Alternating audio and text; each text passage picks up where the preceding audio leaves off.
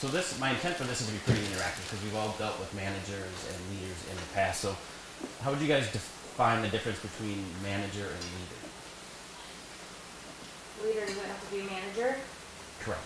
Yeah. Any other thoughts? Manager just makes sure stuff's getting done. Very good, yeah. So on the sheet here, it says the definition I put down: a manager is a person responsible for controlling or administering all or part of a company or a similar organization. So really the typical job of a manager is to make sure things are in the right place, people are doing the right things, and things are getting done. How would you guys define a leader? Here's somebody with influence, like whether they have authority or not, they kind of have a magnetic pull, drive people somewhere. Yep, that's a really good one. Vision. The vision cast. Yep, absolutely correct. Yeah, so the definition I put down here for leader is it's a process of social leadership is a process of social influence in which one person can enlist the aid and support of others in the accomplishment of a common goal. So the way I've really experienced leadership in the past is it's either really healthy or it's really unhealthy. There's usually not a whole lot of middle ground. There was a guy, actually, when I spoke on project management, I mentioned his name. His name's Charles Kemper. He's been a mentor of mine for a long time. I could probably clean toilets with the guy for the rest of my life, and it would be really enjoyable.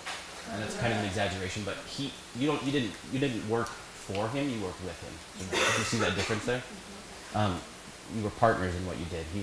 He always put his people first. He was always on the list of names on his team. He would always be at the bottom.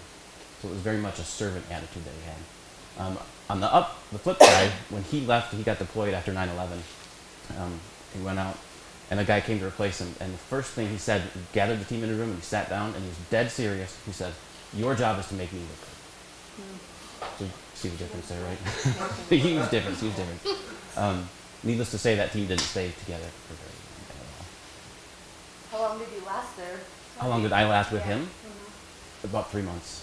And then we were done. I went somewhere else. I mean, it was in the same company, but I went to a different place. So, the other thing, you probably know this, but the stats, I don't remember what they are, but most people leave jobs not because of the work, that it's not satisfying, or not as challenged they should be, but they leave because of their boss. That's how they do that. Do you guys have any examples of experiences of either really healthy leadership or some painful situations?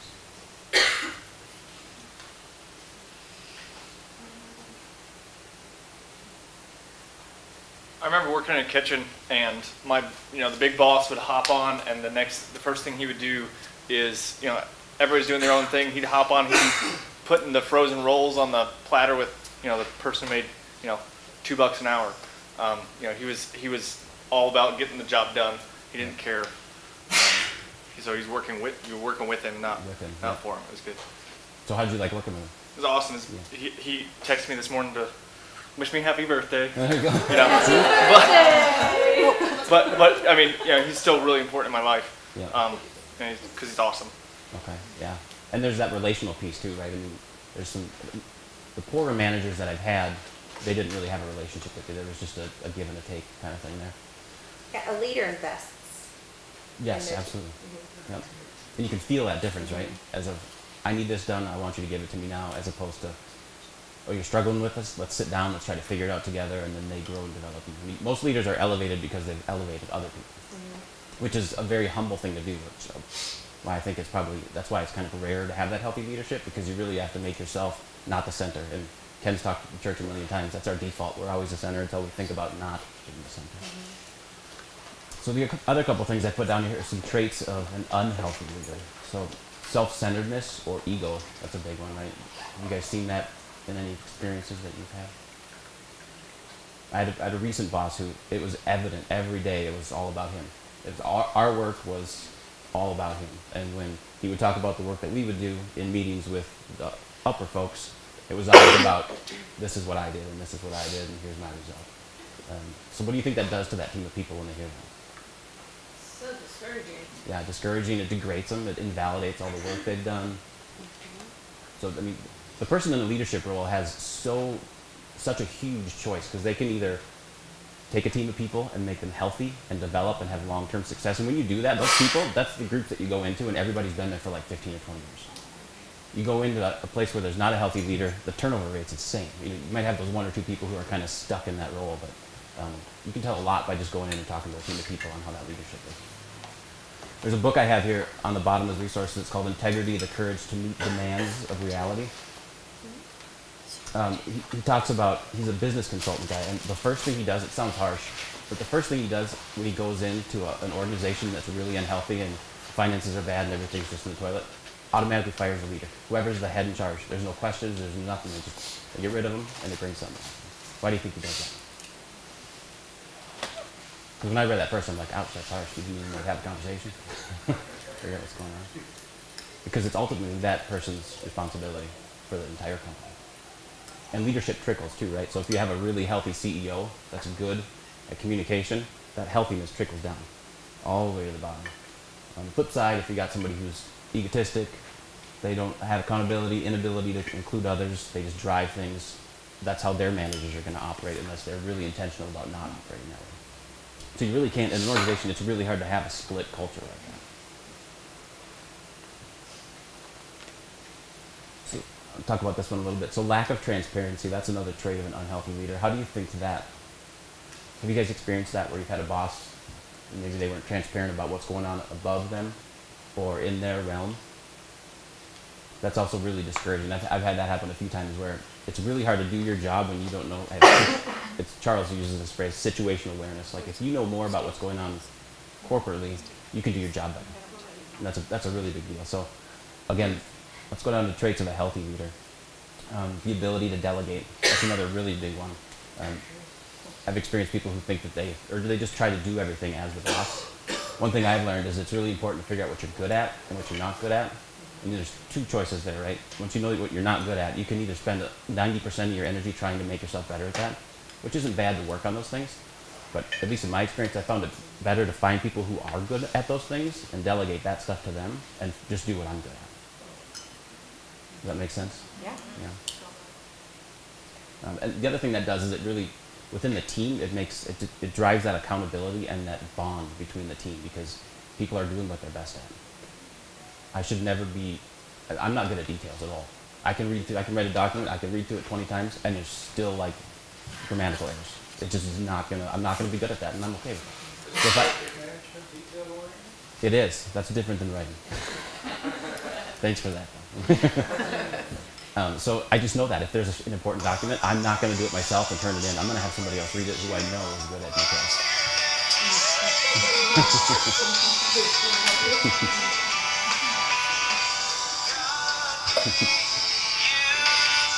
I'm sorry. Oh, you're good. On the side. All right. Sorry. No, don't be sorry. This is good. Very informal. No tension. So the other thing that's really important with traits of a healthy leader is consistency. Like whether it's in your marriage or friendships, consistency is good, right? There's the other book down here, The Trust Edge, How Top Leaders Gain Faster Results, Deeper Relationships, and Stronger Bottom Line. He uses McDonald's a lot. I can't stand McDonald's. That's okay, people like it. But why do people go there? Like you trust it, right? Whether it's good for you or not, it's consistent. You can go anywhere in the world and the cheeseburger tastes the same. You always get it in 5 seconds. I mean, there's consistency there. You don't doubt what you're going to get or how you're going to get it. Is there a McDonald's joke back there? No? I thought I heard that. The other trait, and we talked a little bit about this, is that they're first a servant. So have you guys heard the phrase servant leadership before? Does that make sense? I understand that? Yeah. And I think one of the absolute biggest ones is the ability to inspire. Now that's kind of an art, right? But like, why Ken inspires us for social justice. I'd never heard of social justice before I moved out to Bend, but he inspires us.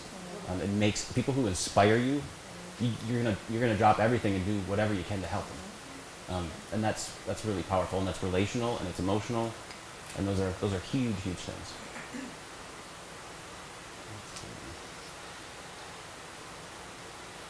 Do you guys have any questions on either my experience or? Yeah. So some people say that leadership is like a quality that you're born with or fits with your life experience or your personality, things like that. And other people say it's something that can be learned. Yep. It's absolutely something that can be learned. I think there's some personality types that are a little more bent towards leadership, but anybody can learn to be a leader. Yeah. Absolutely.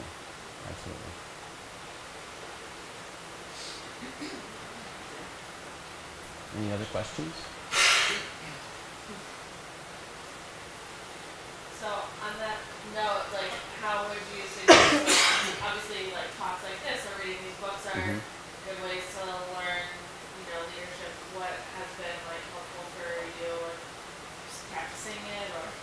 Practicing, asking a lot of questions, and just studying it, studying people. Like it's the company I was at for 13 years. I got to interact with lots of different leaders, and there's different leadership styles, but there's definitely a healthy and an unhealthy. And frankly, you learn the most by studying the unhealthy ones because you figure out what not to do. But the healthy ones, like Charles, I'd go back and work for him in a heartbeat, no matter what he was doing. And that's because he inspired me. He inspired me. He always encouraged me. I mean, he's the one, and this is another aspect where you put people first and you challenge them. If there was a meeting that we had to go to, and this is when I was doing project management, that he could easily go to and talk to the VPs and present stuff, he'd prepare me and then kick me in the room. And then when we were done, he'd bring me in the office and coach me and say, you did great here, let's try doing it here. But we'd already built that foundation where he could tell that to me. Because a lot of times when people get feedback, you don't like it, right? I mean, you really have to have a good relationship with someone for them to say, you know, you didn't do this really, really well, this is how you could have done it better and have it actually be effective. Does that answer your question? So yeah, and then a lot of them like this, there's Simon Sinek. I've enjoyed reading his stuff and just watching his video. There's a lot of really good videos of him on YouTube.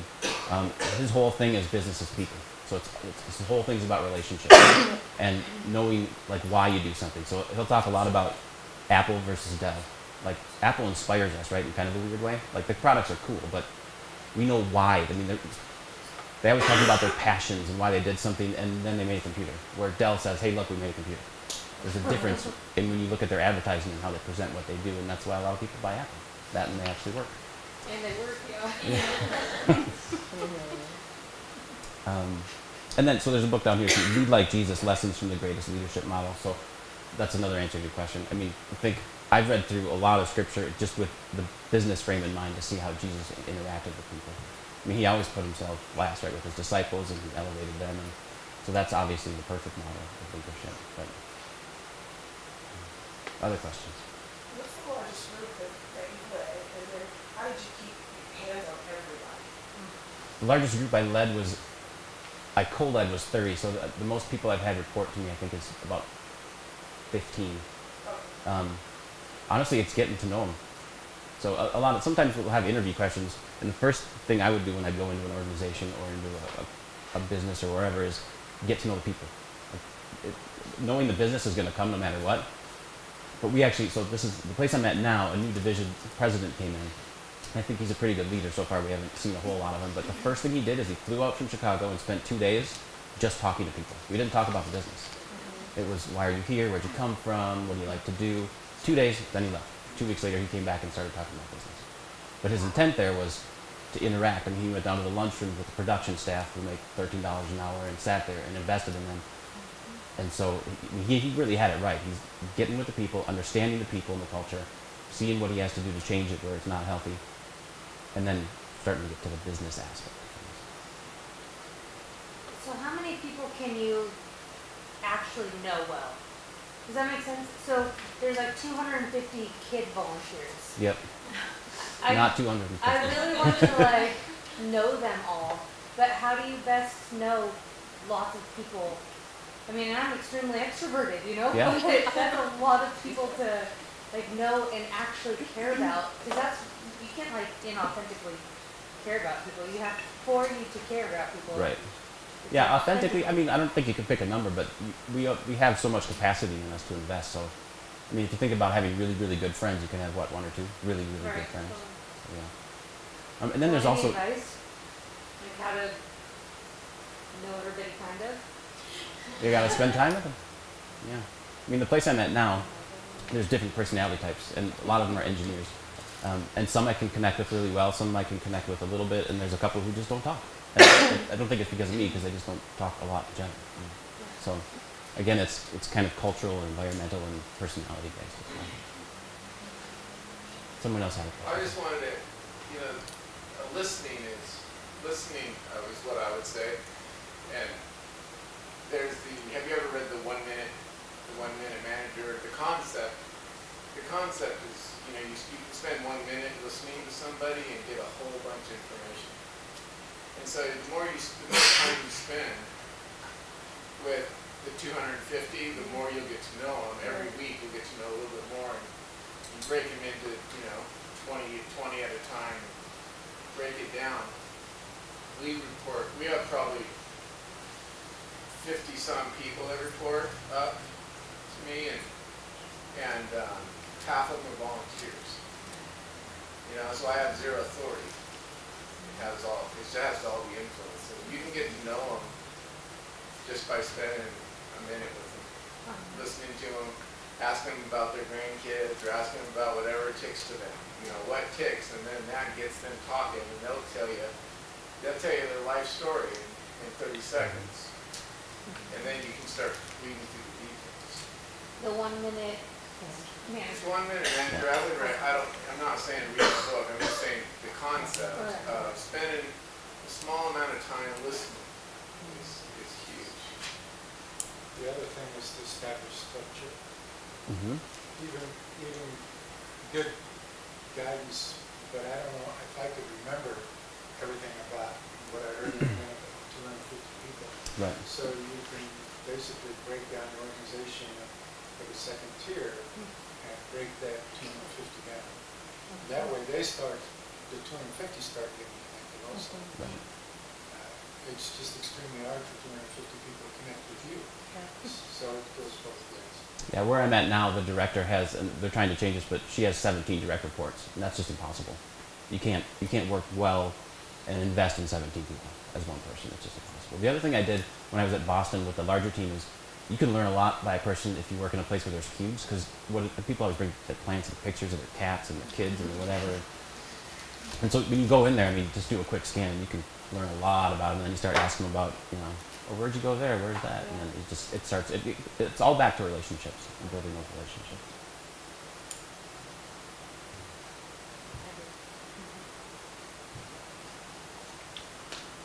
Any other questions?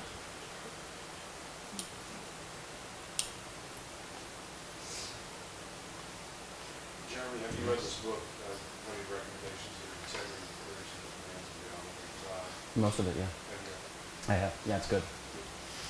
Yeah, there's a funny story in there too. So he's a consultant. So a CEO hired him to come in because things weren't going well between him and his peers and just the culture. So this consultant just followed them around the meetings and took notes and listened. And they had a big meeting and they came out. So it's the consultant and the CEO. And the consultant says, you know, I noticed in there that you really invalidated everybody. Instantly he goes, no, I didn't.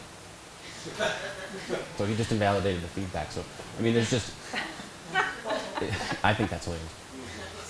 But another thing that speaks to is when you know you're in a place that's not as healthy as it can be, to get a third set of eyes to come in and explain things, and I'm struggling with my employees this way and that way, and they're going to have feedback that you never even thought of because you're too close to it.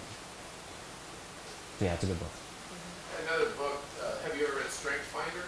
Yes, that's a good book Yeah, too. Strength Finder is great. It is, it's fantastic. And that goes back to where you can figure out what you're good at and not ignore the rest, but get other people to do the rest.